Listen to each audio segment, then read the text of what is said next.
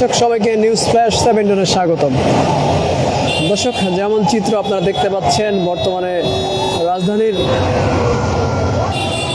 Airport সড়কে কিন্তু এমন চিত্র দেখা যাচ্ছে। আমি বেশ সময় যাবৎ কিন্তু এখানে দাঁড়িয়ে রয়েছি, তবে আমি কিন্তু এই রাস্তায় কিন্তু যানবাহন কিন্তু সেভাবে আসতে দেখছি না, কেননা বেশিরভাগ যানবাহন কিন্তু এয়ারপোর্ট অভিমুখে কিন্তু আটকে গিয়েছে, যেমনটা বোঝা যাচ্ছে। এবং রাস্তার ঠিক অপোজিট পাশে কিন্তু দেখা যাচ্ছে এখনো অসংখ্য যানবাহন কিন্তু সেখানে দাঁড়িয়ে আছে। তীব্র যানজটের সৃষ্টি হয়েছে এখান থেকে মহাখালী অবধি। আমি বর্তমানে কিন্তু অবস্থান করছি এয়ারপোর্ট সড়কের, অর্থাৎ ঢাকা ময়মনসিংহ সড়কের এখানে কিন্তু অবস্থান করছি, অর্থাৎ বনানী এবং আর্মি স্টেডিয়ামের ঠিক মাঝখানে কিন্তু আমি দাঁড়িয়ে আছি। এবং আপনারা দেখতে পাচ্ছেন বেশিরভাগ যানবাহন কিন্তু এই রাস্তা এড়িয়ে ঘুরিয়ে কিন্তু চলে যাচ্ছে, অর্থাৎ যে যানবাহনগুলো এই পাশে দেখতে পাচ্ছেন সেগুলো কিন্তু সেখান থেকে ইউটার্ন নিয়ে কিন্তু গুলশান হয়ে তারপর সেটা কিন্তু এগিয়ে যাচ্ছে। যেমনটা দেখতে পাচ্ছেন, গুলশান হয়ে কিন্তু যানবাহনগুলো বিকল্প রাস্তা হয়ে কিন্তু তাদের গন্তব্যের দিকে অগ্রসর হচ্ছে। এবং এমন চিত্র কিন্তু বিরাজ করছে এই গুরুত্বপূর্ণ সড়কে, অর্থাৎ রাজধানীর একটি গুরুত্বপূর্ণ সড়ক প্লাবিত হয়ে গিয়েছে।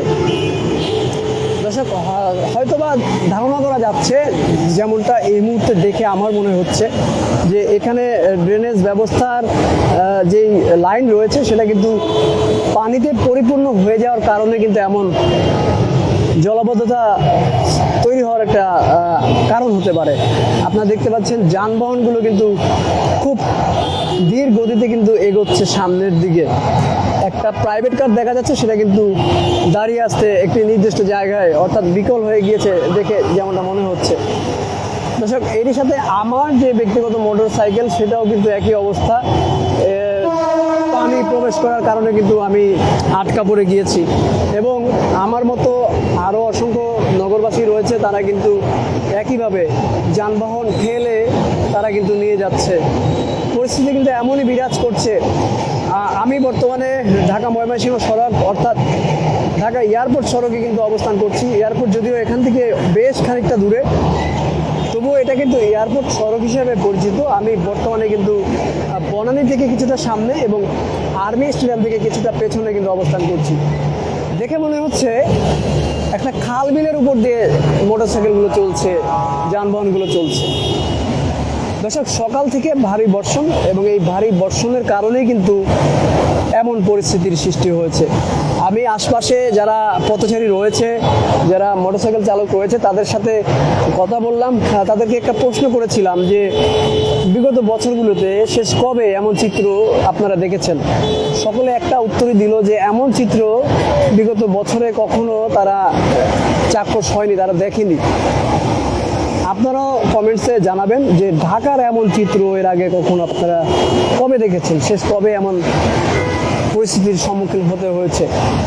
এলিভেটেড এক্সপ্রেস ওয়েগুলো দেখতে পাচ্ছি, সেটা নির্বিঘ্নে সেখান দিয়ে কিন্তু যানবাহনগুলো চলতে পারছে। তবে নিচের যে স্তর রয়েছে, অর্থাৎ সড়ক, প্রধান যে সড়কগুলো রয়েছে, সেখানে কিন্তু এরকম অবস্থা।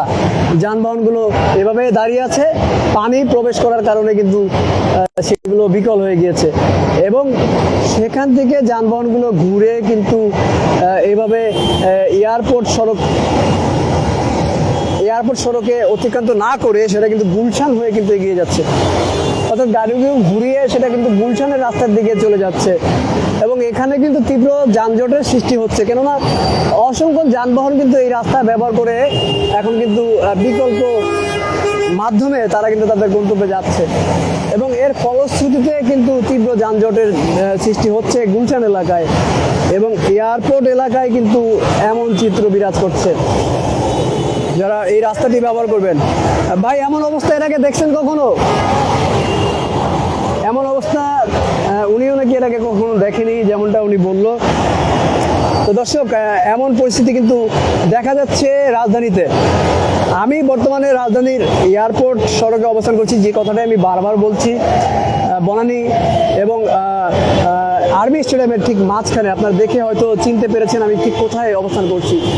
এখানে এমন অবস্থা। তবে দর্শক, ঠিক সামনে যদি আমি এগোতাম, আমি তো মোটরসাইকেলটা নিয়ে এখানে আসার পূর্বে কিন্তু আমি সেই ইউটার্ন ব্যবহার করে কিন্তু এখানে এসেছি। তো ইউটার্নের ঠিক সামনে অবস্থা এমন দেখলাম, কোমর সমান পানি। আমি যদি সেই রাস্তা ব্যবহার করে সামনের দিকে অগ্রসর হতাম, সেক্ষেত্রে কিন্তু আমি দুর্বিষহ একটি পরিস্থিতিতে পড়ে যেতাম। কেননা এই পানি অতিক্রান্ত করে যখন আমি এগোচ্ছিলাম, বড় বাসগুলো যাচ্ছে, এর স্রোতে কিন্তু অনেকটা বেগ পেতে হয়েছে। মোটরসাইকেল পড়ে যাওয়ার একটা উপক্রম কিন্তু বারংবার হয়েছে। অনেক কষ্ট করে আমি তীরে এসে দাঁড়িয়েছি এবং রাস্তার ঠিক মাঝখানে কিন্তু এমন অবস্থা এখন যেমনটা আপনারা দেখতে পাচ্ছেন, পানিতে একদমই পরিপূর্ণ। আমি এখান থেকে সামনে এগিয়ে আশেপাশে কি পরিস্থিতি সেটা যে দেখাবো, সেটা এই মুহূর্তে আমি দেখাতে পারছি না। বর্তমানে আমি যেখানে দাঁড়িয়ে আছি সেখানের পরিস্থিতি কিন্তু আপনাদের দেখাতে চেষ্টা করছি, কেননা আমার মোটরসাইকেলে কিন্তু পানি প্রবেশ করার কারণে বিকল হয়ে গিয়েছে। মোটরসাইকেলটা কিছুটা গরম হলে চেষ্টা করা যেতে পারে যে স্টার্ট নেওয়া যায় কিনা, এবং আমার মতো কিন্তু একই পরিস্থিতি বিরাজ করছে। দেখতে পাচ্ছেন দর্শক, এখানে কিন্তু মোটরসাইকেলের পাশাপাশি সিএনজি ঠেলে নিয়ে যাচ্ছে, এবং এই মোটরসাইকেলটা আমি কিন্তু দীর্ঘ 1 ঘন্টা যাবত কিন্তু একই স্থানে কিন্তু দাঁড়িয়ে থাকতে দেখছি। 1 ঘন্টা যাবত যাচ্ছে। একটি ট্রেন যাচ্ছে, আপনারা দেখতে পাচ্ছেন। পরিস্থিতি বলা যাচ্ছে অত্যন্ত নাজুক। যারা এই সড়কে আসবেন চিন্তা ভাবনা করেছিলেন, তারা বিকল্প পথে চলে যান এবং এই ভিডিওটি সকলে শেয়ার করে দিন, যেন যারা এই সড়ক ব্যবহার করার উদ্দেশ্যে বাসা থেকে বের হবে তারা যেন জানতে পারে যে এয়ারপোর্ট সড়কের বর্তমান অবস্থা কেমন। তো সেই ক্ষেত্রে ভিডিওটা অবশ্যই আপনারা শেয়ার করে সহযোগিতা করবেন। অন্য কোনো নগরবাসী রয়েছে যারা এই রাস্তা ব্যবহার করবে, তারা যেন সতর্ক হতে পারে। একই সাথে আরও একটা বিষয় জানিয়ে দেই, সেটা হচ্ছে মিরপুরের কিন্তু একই অবস্থা। মিরপুর কিন্তু প্লাবিত হয়ে যাচ্ছে। প্লাবিত বলা যায় না, প্লাবিত বললে তো মনে হয় যে বন্যায় প্লাবিত। তবে এটা বলা যায় যে বন্যার প্লাবিত হওয়ার মতো পরিস্থিতি নেই যদিও, তারপরেও কিন্তু ভারী বৃষ্টির কারণে, সকাল থেকে টানা বৃষ্টির কারণে কিন্তু রাস্তাঘাট তলিয়ে গিয়েছে, এবং এই তলিয়ে যাওয়ার কারণে কিন্তু সড়কের এমন বেহাল দশা, নগরবাসীর দুর্ভোগ, যেমনটা আপনারা দেখতে পাচ্ছেন। এখনো বৃষ্টি পড়ছে, আপনারা ক্যামেরাতে হয়তো বুঝতে পারছেন কিনা আমি জানি না। বৃষ্টি কিন্তু এখনো থেমে থেমে গুড়ি গুড়ি বৃষ্টি কিন্তু এখনো পড়ছে। আবার এই বৃষ্টির ফাঁকে কিন্তু আবার ভারী বর্ষণও কিন্তু হচ্ছে, দেখতে পাচ্ছেন। একই সাথে মোটরসাইকেল ঠেলে নিয়ে যাচ্ছে এবং আমাকে কিন্তু তিনি কিন্তু তার কষ্টের কথা ইঙ্গিত দিয়ে কিন্তু বলছে। অবশ্যই দর্শক, কষ্টের সীমা নেই বলা যায়। দেখতে পাচ্ছেন সারিবদ্ধভাবে মোটরসাইকেলগুলো কিন্তু এভাবে ঠেলে ঠেলে নিয়ে যাচ্ছে মোটরসাইকেল আরোহীরা। কেননা যদি এই পাশটা ব্যবহার করে কেউ আসতো, যেখানে এখন আপনারা দেখতে পাচ্ছেন এই পাশটা তো ঢালু থাকে, রাস্তা এভাবে কিন্তু নিচ থেকে উপরের দিকে উঠে থাকে, সেই জন্য তুলনামূলক উঁচু স্থান থেকে কিন্তু এভাবে সামনের দিকে অগ্রসর হওয়ার একটা চেষ্টা করছে। এবং যেমনটা আপনারা দেখতে পাচ্ছেন, এই রাস্তায় যানবাহন বলতে গেলে একদমই নেই। কি কারণে নেই? যানবাহনগুলো কিন্তু বিকল্প রাস্তায় কিন্তু উঠে গিয়েছে। এখানে কিছুটা উঁচু রাস্তা, এটা সেখান দিয়ে যাচ্ছে। তারপরেও আমি বলবো, যে পরিমাণ যানবাহন এখানে আসার কথা ছিল সেই পরিমাণ যানবাহন এখানে নেই, এবং বড় যে বাসগুলো রয়েছে গণপরিবহন, সেগুলো কিন্তু থেমে থেমে আসছে, এবং এটার পরিমাণও কিন্তু বলা যায় কম। আমি যেখানে দাঁড়িয়ে রয়েছি, এই বাসটি যে মাত্র গেল, আর কিছু সময় গেলে কিন্তু আমি এখান থেকে পড়ে যেতাম, এমন একটি পরিস্থিতি ঢেউয়ের কারণে, স্রোতের কারণে। এখানে কিন্তু যদিও নদী নালা না, এটা কিন্তু কোনো খালবিল না, তারপরে কিন্তু যানবাহন যাওয়ার কারণে যে স্রোতের সৃষ্টি হয়, তাতে করে কিন্তু একটা নির্দিষ্ট জায়গায় দাঁড়িয়ে থাকাটা কিছুটা কষ্টসাধ্য হয়ে দাঁড়ায়। এবং দেখতে পাচ্ছেন যানবাহনগুলো জটলা পেকে আছে। দর্শক, একটি নির্দিষ্ট স্থানে দেখতে পাচ্ছেন যানবাহনগুলো জটলা পেকে আছে। প্রতিটি যানবাহন সেখান থেকে কিন্তু ঘুরিয়ে ফিরে যাচ্ছে। আবার এয়ারপোর্টের অভিমুখে যে যানবাহনগুলো রয়েছে সেগুলো কিন্তু খুবই ধীর গতিতে সামনের দিকে অগ্রসর হচ্ছে।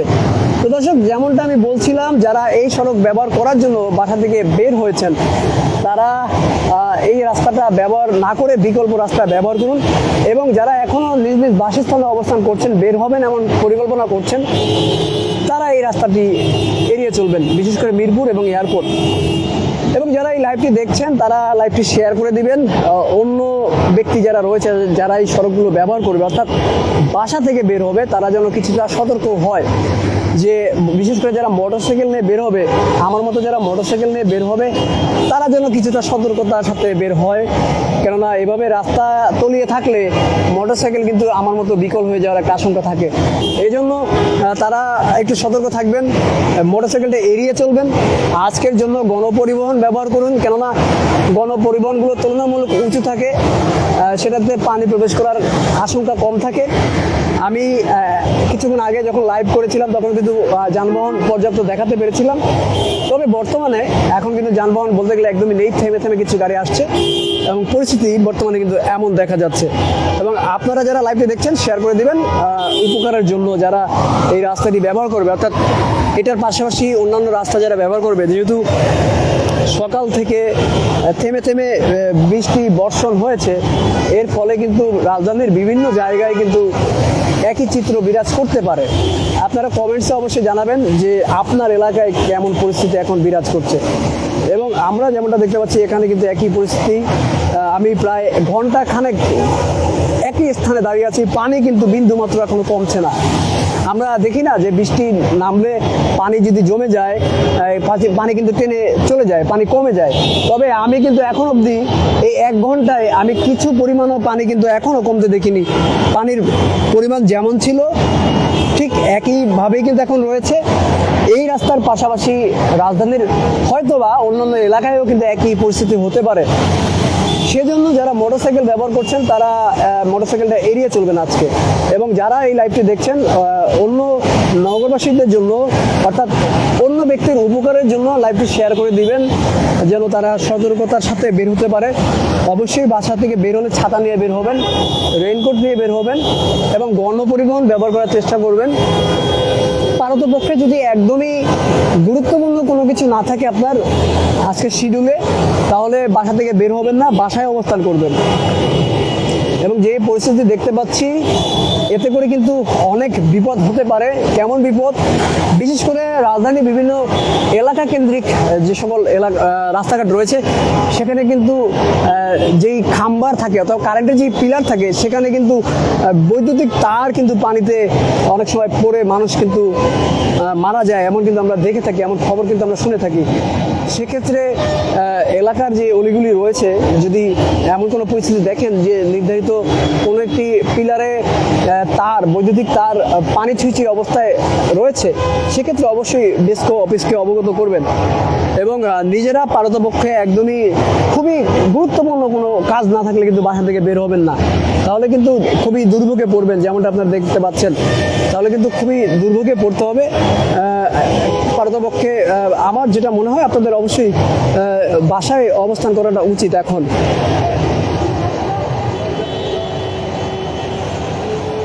দর্শক, দীর্ঘ সময় পর পর এভাবে থেমে থেমে কিছু কিছু যানবাহন আসছে, তো এভাবেই পরিস্থিতি চলছে। দর্শক, আমি সর্বশেষ কিছুটা আপডেট আপনাদের দেওয়ার চেষ্টা করলাম। এখন এখান থেকে চলে যাব এবং আপনাদের মাঝ থেকে বিদায় নেব। পরবর্তী সময়ে আপনাদের সাথে আবার দেখা হয়ে যাবে।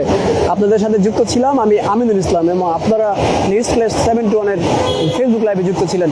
সকলকে ধন্যবাদ লাইভটি দেখার জন্য। এবং যেতে যেতে আরেকটিবার বলবো, লাইভটি শেয়ার করে দিবেন অন্য ব্যক্তির উপকারের জন্য। সবাই ভালো থাকবেন, সুস্থ থাকবেন। আল্লাহ।